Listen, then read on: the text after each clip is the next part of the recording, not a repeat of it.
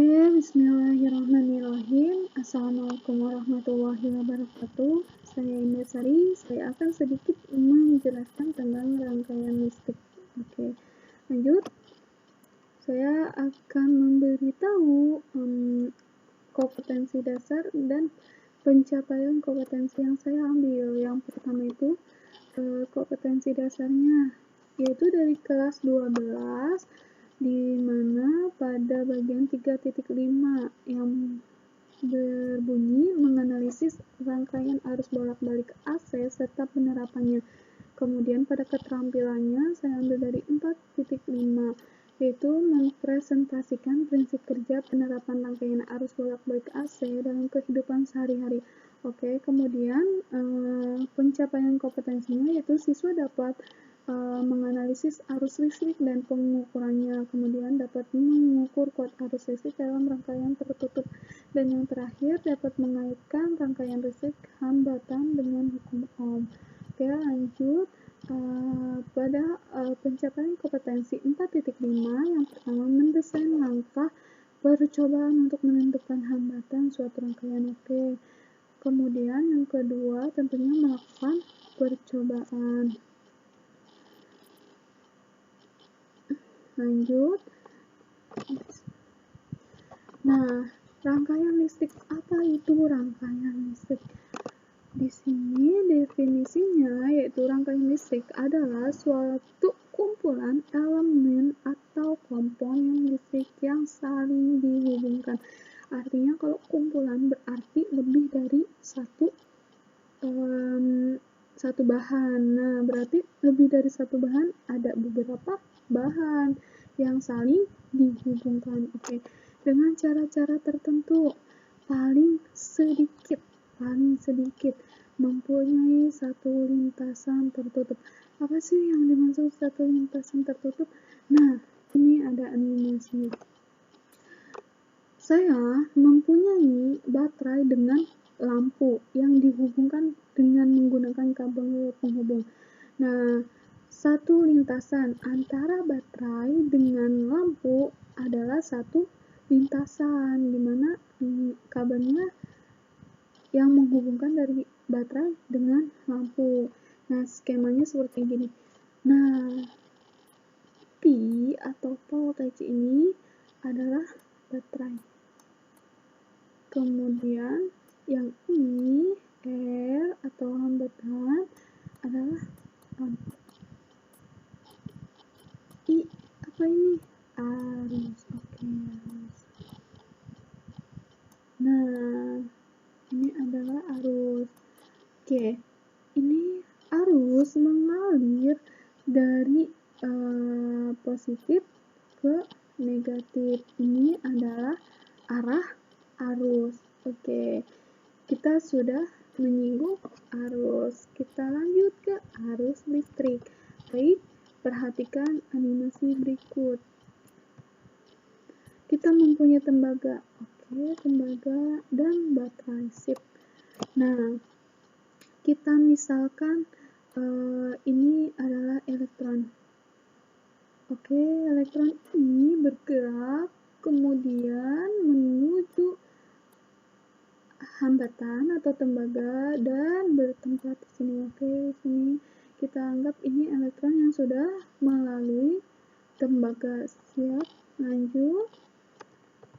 Nah, elektron ini bergerak terus-menerus. Elektron bergerak dari kutub negatif ke kutub positif. Oke, elektron bergerak dari kutub negatif ke kutub positif. Artinya dari potensial yang tinggi menuju ke potensial yang lebih rendah. Nah, aliran elektron disebut dengan arus listrik. Nah, arus listrik. Kok yang tadi itu dari positif ke negatif, yang ini dari negatif ke positif? Jawabannya ada di slide selanjutnya. Arah elektron dengan arah arus adalah berbeda. Nah, seperti yang tadi kita ketahui bahwasanya arah elektron adalah dari kutub arah arus dari kutub positif ke kutub negatif. Mengapa demikian? Karena seperti gini, elektron ini mengalir seperti ini. Di sini ada lubang tempat keberadaan elektron. Nah, pada saat elektron menempati lubang ini, kemudian ia menuju ke lubang ini, maka lubang ini akan ditinggalkan. Nah, setelah ini ditinggalkan, berarti elektronnya di sini. Kemudian elektron menuju ke lubang ini ditinggalkan. Jadi yang ditinggalkan berarti otomatis lubang yang ditinggalkan itu semakin ke arah yang berlawanan dengan pergerakan elektron. Nah, elektron bergerak ke arah kanan, maka lubangnya itu ke arah kiri. Nah, yang elektron atau pergerakan elektron ini merupakan arus. Dan arah lubang atau hole ini merupakan arah arus. Oke, lanjut. Hambatan dalam baterai. Dari awal kita sudah membahas baterai. Nah, ternyata baterai memiliki hambatan dalam. Di sini kita memiliki voltage A dan B. Berarti titik A dengan titik B. Berarti voltage ini. Oke, di sini ada apa aja? Ada GGL, ada hambatan. Berarti kalau ada hambatan, ada apa di suatu rangkaian? Ada arus yang mengalir dari kutub positif ke kutub negatif. Nah, sehingga jika kita pantau dari A dan B, maka V-nya sama dengan GGL dikurang I kali R. Apa sih GGL itu? Nah, GGL baterai itu biasa kita sebut dengan tegangan yang sudah ada di dalam baterai. Nah, di sini itu bisa kita sebut dengan tegangan jepit. Nah, lanjut. Kemudian VCD. Berarti voltage pada VCD ini kita menggunakan hukum Ohm. Berarti yang ini P sama dengan I dikali R. Tegangan sama dengan arus dikali hambatan. Oke, kita lanjut. Nah, tadi sudah kita ketahui. Berarti arus pada rangkaian ini semua adalah tegangan jepit bagi hambatan pada resistor atau hambatan pada yang lampu ditambah hambatan pada baterai itu sendiri. Nah, berarti kenapa ini ditambah? Karena dia merupakan rangkaian seri. Siap, kita sudah bahas seri. Nah, lanjut. Hambatan lampu ditambah hambatan pada resistornya. Kemudian PAB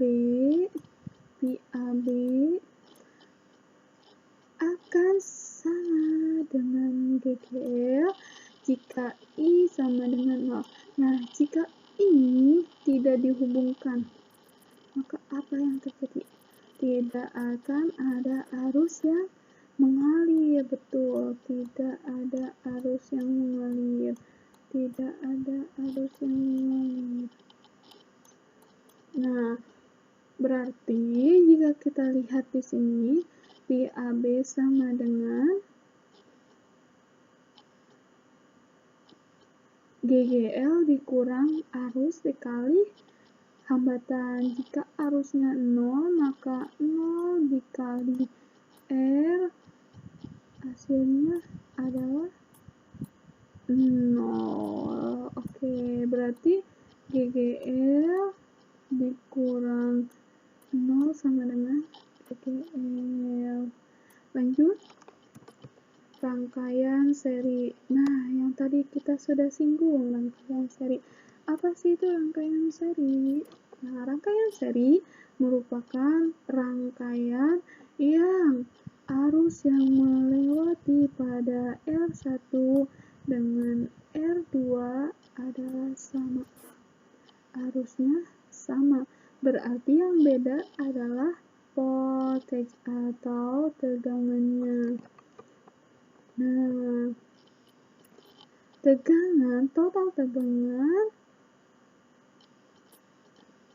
yaitu tegangan pada lampu 1 ditambah tegangan pada lampu 2. Oke.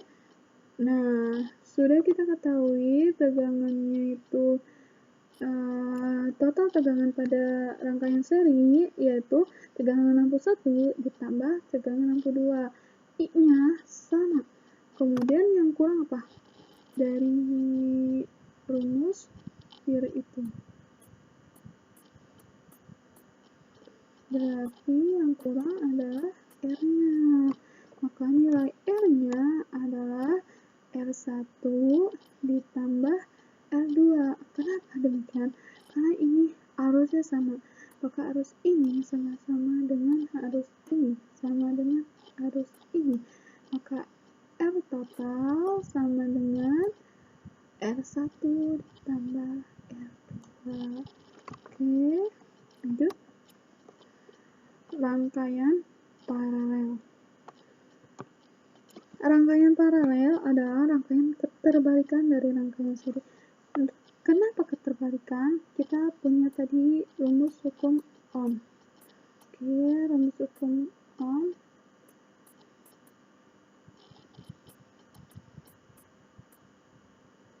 Nah, kemudian, jika rangkaian seri arusnya sama, maka rangkaian paralel arusnya yang berbeda. I total sama dengan I pada rangkaian 1 ditambah dengan I pada rangkaian 2. Oke. Setelah I-nya diketahui, maka kita mencari V-nya. Bagaimana V-nya? Maka V itu sama dengan I itu sama dengan V dibagi R. Nah, yang R ini pindah ruas ke sini jadi bagi. Nah, berarti I itu sama dengan VR. Oke. Nah, I total sama dengan, misalnya ini V total sama dengan, berarti V total dibagi R total. Oke, siap. Kemudian I1-nya V1 per R1 I2 ditambah I2 berarti V2 per R2. Oke, lanjut. Nah, berarti jika R, nah tadi kita ketahui apa? Tegangannya sama, berarti V1 sama dengan V2 sama dengan V total. Oke, berarti kalau V-nya sama, ini tinggal coret. Berarti 1 per R total. Nah, yang ini 1 per R total sama dengan 1 per R1 ditambah 1 per R2 ditambah 1 per R3 dan seterusnya. Oke, lanjut. Resistor seri dan paralel. Berarti di sini adalah resistor. Oke. Saya mempunyai contoh 3 buah resistor. Yang pertama ada 2 ohm, yang kedua ada 4 ohm, yang ketiga ada 3 ohm. Sip.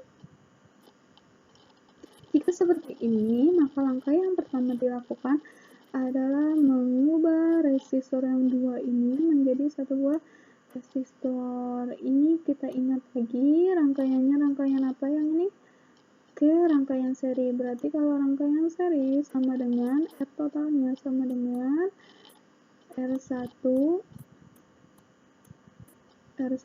ditambah R2. Nah, berarti jawabannya ada 6. Kemudian setelah menjadi satu resistor, baru kita gabungkan menjadi resistor yang gabungan antara ketiga resistor. Maka resistor yang ini atau resistor yang R1 2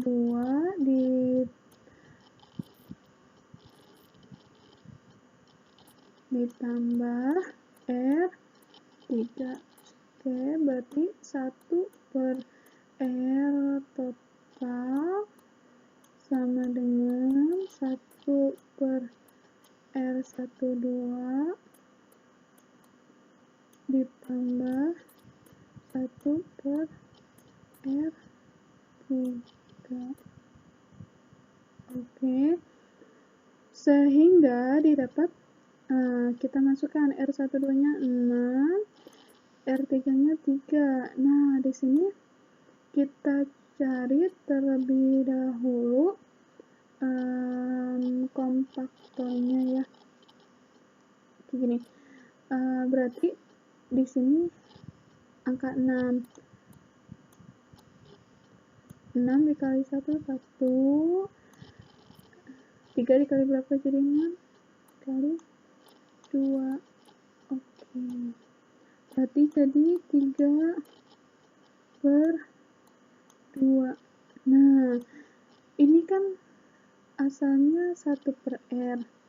1 per R total sama dengan 3 per 6. 3 per 6. Nah, kita kan mau mencari R total, berarti R total per 1 sama dengan, ini juga dibalik, 6 per 3. Maka jawabannya adalah 2 ohm. Oke, ini 2 ohm. Siap. Nah, lanjut. Contoh yang yang tadi. Berarti setelah kita ketahui 2 ohm, kita akan mencari ininya terlebih dahulu. Katanya apa ini? Delta PAB. Nah, berarti di sini kita akan mencari tegangan pada antara PA dan B. Nah, ini tadi kita telah ketahui 12 volts. Oke, 12 volts. Kemudian rumus arus sama dengan delta P per R. Nah, 12 voltnya itu apa? 12 voltnya itu tegangan sumber. Tegangan sumber ya. Nah, kemudian tadi kan kita sudah mencari arusnya, berarti tinggal dioperasikan 12 dengan arus yang tadi, dengan hambatan yang kita cari tadi, berarti 12 dibagi 2 sama dengan 6 ampere. Ini pada seluruh rangkaian. Oke.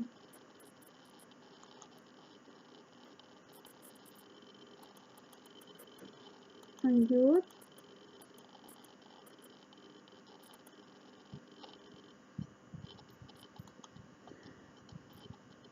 selanjutnya, katanya bagaimana pada I3 dan I4. I3 sama dengan 4. Ini dulu ya, maaf. Ini dulu. Delta PAB sama dengan 12 volt. Oke, kita sudah tahu itu. Kemudian bagaimana pada I3? Oke, arus pada resistor 3. Resistor 3 ini berapa arusnya? Nah, tadi kita pir ya, berarti arusnya itu P-nya itu 12, R-nya itu adalah R pada resistor 3. Oke, resistor 3 itu berapa nilainya? 3, berarti 12 bagi 3, 4. Oke, kita udah ketahui ini 4. Kemudian ini ada I6. Nah, I6 tadi apa? Yang resistor seri ini I6 atau R12. Oke, pada R12 seperti yang tadi, berarti 12 dibagi 6. Berarti hasilnya 2.